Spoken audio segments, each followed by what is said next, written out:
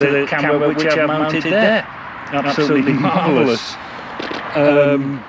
I thought, let me get on.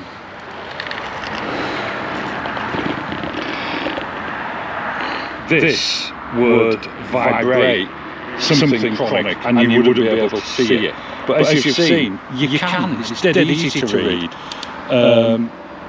So you turn it on, ding, on it comes. Obviously it's going to connect automatically to my phone now.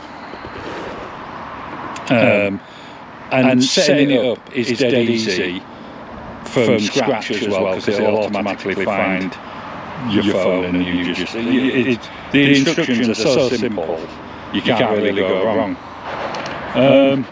So what then? Well, you've got the CarPlay, it's just finishing off connecting now, which looks like this, just like any other CarPlay, and you can screen through and you can see what else you've got. You've got your music and your Google Maps and BBC Sound and all sorts. But for me, what I'm interested in, these are the ones I use the most. You can see here. You can split the screen, so you've got your sat-nav there. I use Waze most of the time. There you can see my audio book. And then any messages that crop up come up there. And I just need to get rid of that. There we go, and that's gone. If you just want the sat-nav, you just push the sat-nav and that comes up on its own. But let's go back to this full screen, because on here, what you've got, this is the main one for me, I think. Here, you've got this panel here, which tells you your tyre pressure front and back. There's a little cap that goes on that connects via Bluetooth, tells you your speed, and you can wire a sat-nav in here. I haven't done that because I prefer Waze. And a compass that's absolutely spot on, absolutely marvellous. And then sometimes you have to find the right button. I've got big hands. Then what else have you got? You've got your camera there. You can see the rear camera, the forward-facing camera. You can split between the two. So you've got the rear-facing one as your main one, or you can go back. Now, if you're out on the road, so there we're looking straight ahead. There we're looking just behind. And if something's happening, you just push record and you can record it, and it'll save it. It's just marvellous, and you can replay it. You've got all the settings for the camera just there.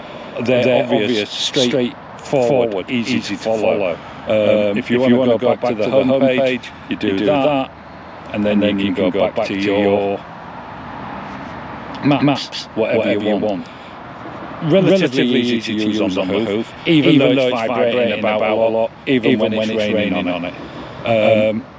But yeah, I thought it was a gimmick. I thought it'd be a bit of a joke, bit of a laugh. But it's not. About 150 quid, something like that. But yeah, there's a big debate about screens at the moment. Some people think they're distracting. For me, in winter, I think this has got so many features that just make it so reasonable for me to get. When you turn the ignition off it goes, shut down after 5 seconds. Bye. Yeah, and that's it. Right, I'll get my helmet back on, and we'll get back on the road, just finish off. Yeah. So, as you can see from that, dead easy to fit. If you want to see full fitting instructions and setup instructions, pop over to the Bingley Wheeler, because he's done it. Now, I have spoken to this company because they've been emailing me a while, and I sort of ignore it because don't do this sort of stuff. But given the debate that's going on at the moment, I thought I've got to do a video on it.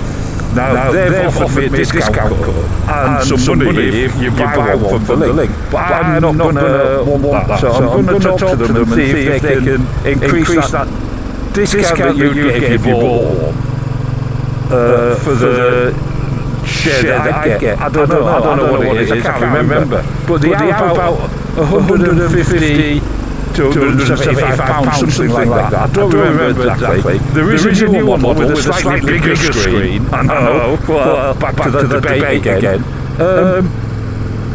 But yes, a gimmick. The downsides, right.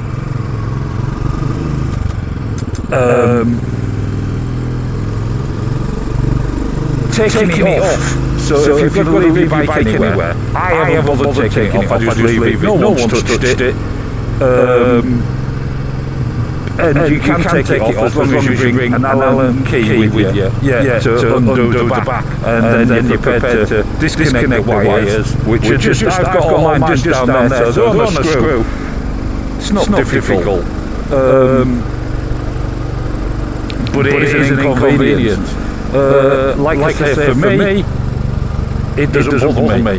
But what would be ideal would be a plug-in at the back, wouldn't it? You just unplug it and then take it off. That would be the thing.